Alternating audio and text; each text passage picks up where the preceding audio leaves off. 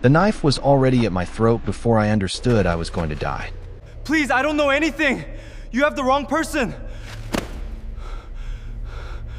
Please just let me go. Don't move. The man in the black mask hissed, his blade pressing so hard against my skin that I felt a thin line of blood trickle down my collar.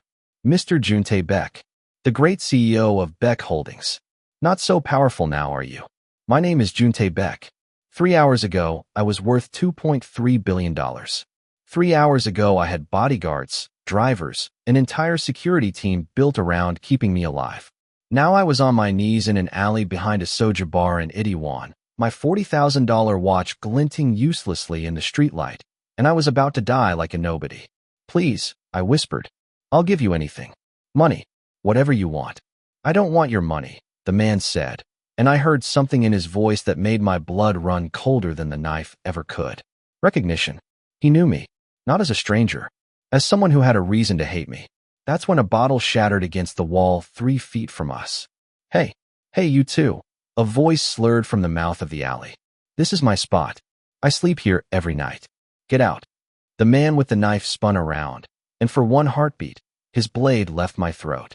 That heartbeat saved my life. Before I understood what was happening, a body came flying out of the darkness. Not gracefully, not like a movie hero, but stumbling, drunk, smelling of soju and cigarettes, and slammed into the masked man with all the force of someone who genuinely didn't care whether he lived or died in the next 5 seconds. Run, the drunkard screamed at me. Run, you idiot, run. I ran. If you've ever wondered what it feels like to owe your life to a man you'd normally step over on the sidewalk, stay with me. This isn't a fairy tale. This is what almost broke me and what remade me. If stories like this move you, hit subscribe now, because what happens in the next 20 minutes will make you question everything you think you know about worth, family, and the people we call nobody. My driver found me 2 blocks away, my tie loosened, my hands shaking too badly to hold my phone. Someone tried to kill me. I told him, and hearing it out loud made it real. There was a man, a homeless man. He stopped it. He might be dead because of me. We turned the car around. The alley was chaos. Overturned bins, blood smeared on concrete.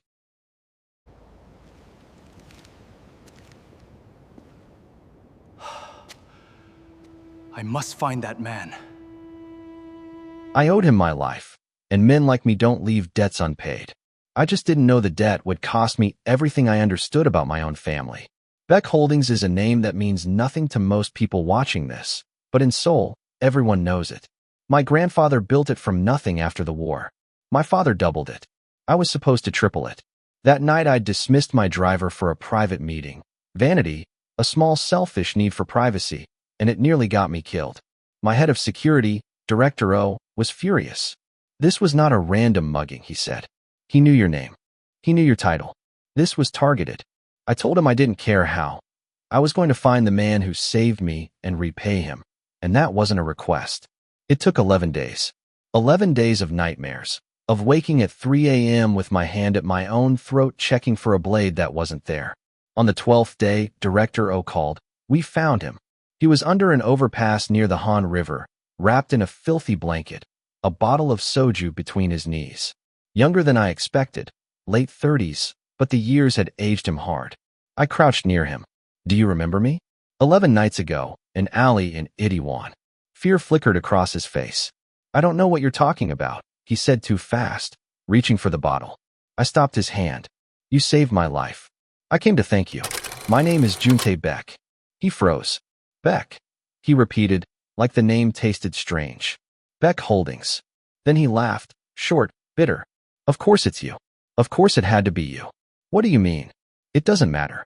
I did what anyone would do. Go home, rich boy. I don't need your gratitude. Let me help you. A place to stay. Medical care. You saved my life. Let me save yours.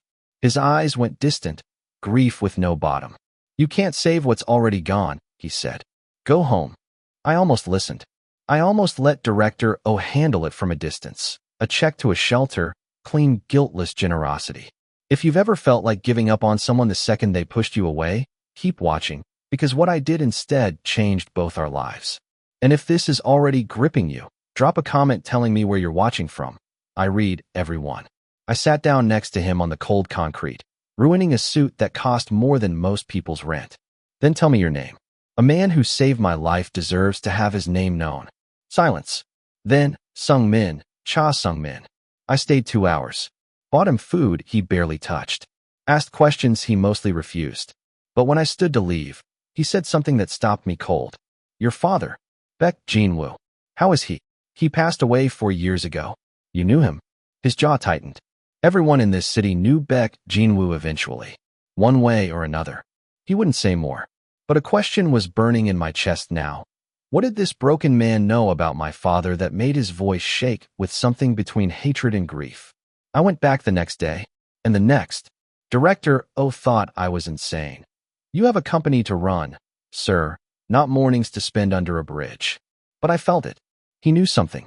By the second week he'd stopped telling me to leave, though he still drank in front of me, heavily, desperately. He told me he'd had a good job once. A wife. He said the word wife like an unhealed wound. What happened to her? She left. Smart woman.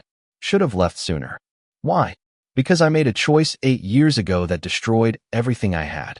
And I've been paying for it every day since. This, he gestured at the concrete, the bottle, is my penance.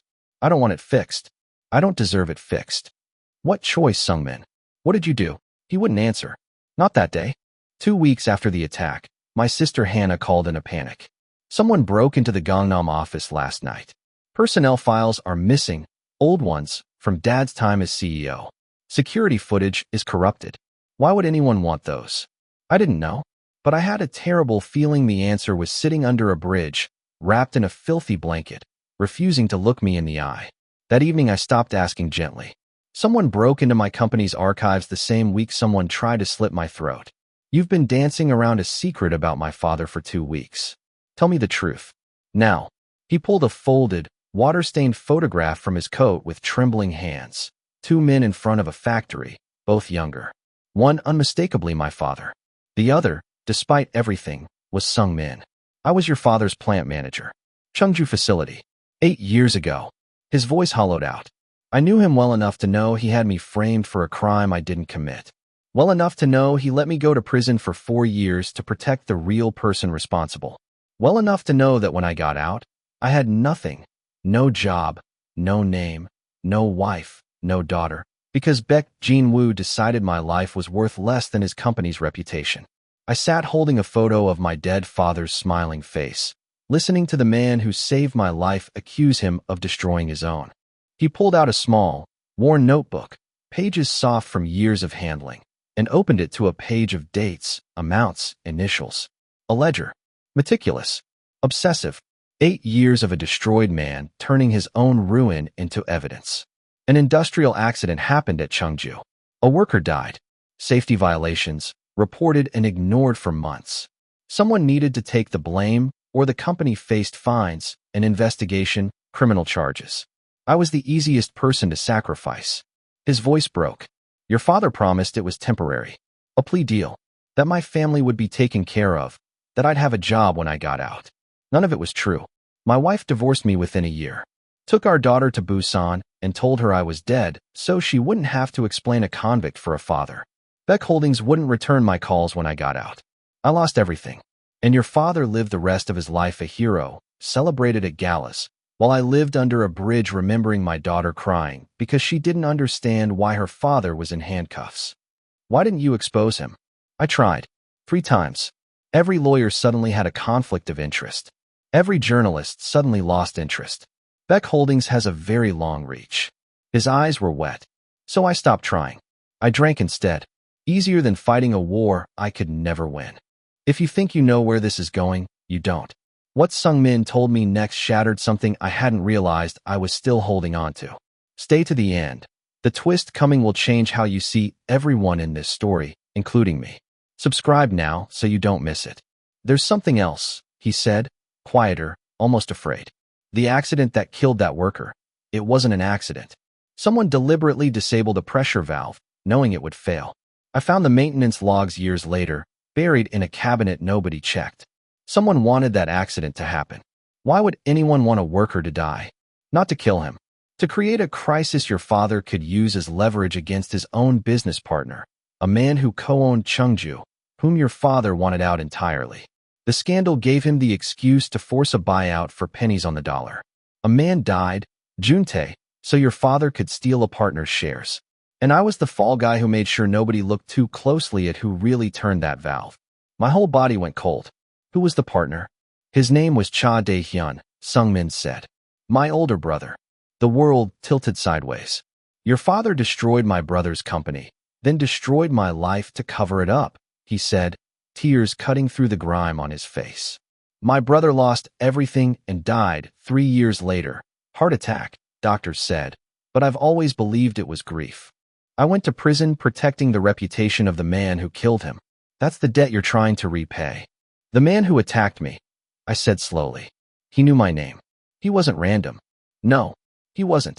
Do you know who sent him? Sungmin hesitated. I have a suspicion, but understand something first. I didn't save your life because I forgave your father. I saved you because I was sitting in that alley every night for 3 years telling myself if I ever got the chance to watch a Beck die in front of me, I'd let it happen. And when I saw you on your knees with a knife at your throat, I had exactly that chance. My heart pounded. Then why didn't you let it happen? Because you weren't your father, he said. I'd followed you for months before that night, without you knowing. I wanted to see if the poison in him ran in your blood too. Instead, I saw a man modernizing labor safety across every Beck Holdings facility. A man funding scholarships for factory workers' kids under a fake name so nobody would call it guilt money. A man quietly trying to be better than the one who raised him. His voice dropped to a whisper. I couldn't let you die for his sins when I could see you were already trying to pay for them. Who sent the attacker, Sungmin? I believe it was your uncle, he said. Beck Sungwoo, your father's younger brother. Understand this. What I discovered about my uncle over the following 2 weeks was worse than a hired assassin. And the person who helped me find it wasn't Director O, wasn't the police. It was Sungmin, sober for the first time in years, burning with a purpose he hadn't felt since before prison took everything. If you're leaning forward right now, good. Like this video if you're as invested as I was living it. My uncle had spent 15 years as vice chairman, a title that sounded important and meant almost nothing.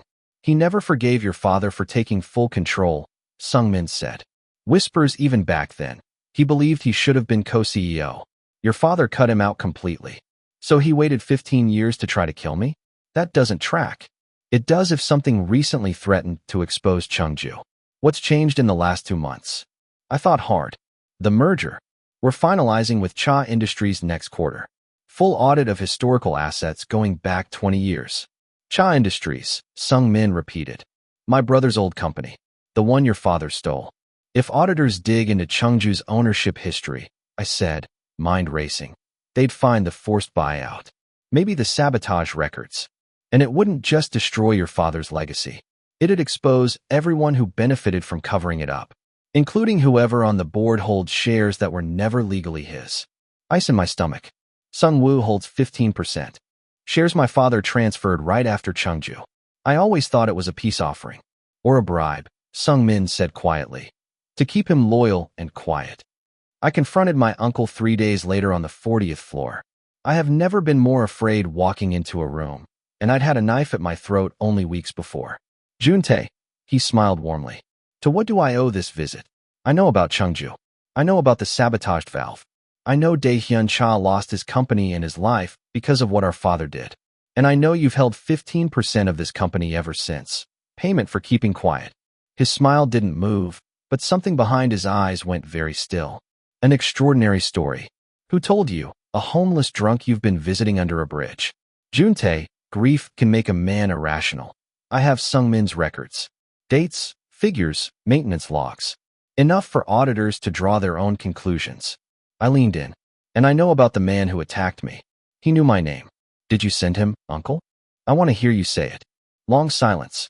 Then the warmth drained from his face entirely, leaving something colder than I'd ever seen him wear. You have no idea what you're playing with, he said, gently, which somehow made it worse. Every company on the Fortune Global 500 has a Chungju buried in its foundation. The only difference between your father and every other chairman is he got caught by a drunk with a grudge and a notebook. So you admit you sent someone to kill me. I admit I could not let a company my own father built be destroyed by a 20-year-old scandal, dredged up right as we're closing the most important merger in this company's history. I admit that when I learned you were meeting him repeatedly, I panicked. I made a decision I regret, only because it failed. His eyes hardened. The man I hired was supposed to make it look like a robbery gone wrong. Quick, painless. The board would have mourned you exactly as long as necessary before installing me as interim chairman. You're my father's brother, I whispered. You taught me to play Baduck, and you were going to let me die to protect a lie. I was going to let a company survive, he corrected coldly. Something you clearly don't have the stomach for. That's why your father never trusted you with the full truth either. He knew you'd be exactly this, sentimental, weak, ready to burn everything for some drunk stranger's feelings. Everything he said landed exactly where he intended, because some poisoned part of me had believed it my whole life. If someone has ever weaponized your own decency against you, you know what almost happened next, and the way I responded surprised even me. Keep watching. I stood there, nails cutting into my palms, understanding for one terrifying second exactly why men like my father and uncle became who they became. The temptation to treat human lives as line items, dressed up as strength, was right there in front of me. Then I thought of Sung Min, sober 11 days. A man with nothing left who'd held on to his integrity longer and harder than a man who had everything. I'm not weak, I said quietly. I'm just not you. I turned for the door. Juntae, he called, his composure cracking. I still hold 15%. I still have relationships on that board going back decades. Expose me, you expose your father, and this whole company could collapse. Every employee, every shareholder loses. Is that really the legacy you want? Burning it down for a drunk you've known a month? I stopped in the doorway. His name is Cha Sung-min, and he saved my life while you were planning to end it. I think I know exactly whose side history's going to remember correctly. I walked out. That night, my uncle disappeared. Director O called at 11:40 p.m., voice tight. Vice Chairman Beck left the building 4 hours ago. His car was found abandoned near Incheon Airport. We believe he's fleeing the country. Find him, before he gets on a plane. There's something else, sir. We intercepted a call from his private line. He contacted the same man who attacked you. We think he's making one final move before he disappears. Sung Min, I breathed, already grabbing my coat. He's going after Sung Min. I don't remember most of that drive, streetlights blurring, Director O's voice crackling updates I could barely process. We arrived to find the camp under the overpass overturned, his blanket torn near the water's edge, his notebook gone. Sung Min, my voice cracked into the darkness. Nothing but the river. Sir, Director O said, crouching by the ground. Blood here. Not much, but he looked up. 2 sets of footprints. Dragged toward the access road. A vehicle track, recent. Which direction? Toward the old Cheongju facility. Of course. Ending it where it began. Brutal, symbolic, the last living witness erased before he vanished for good.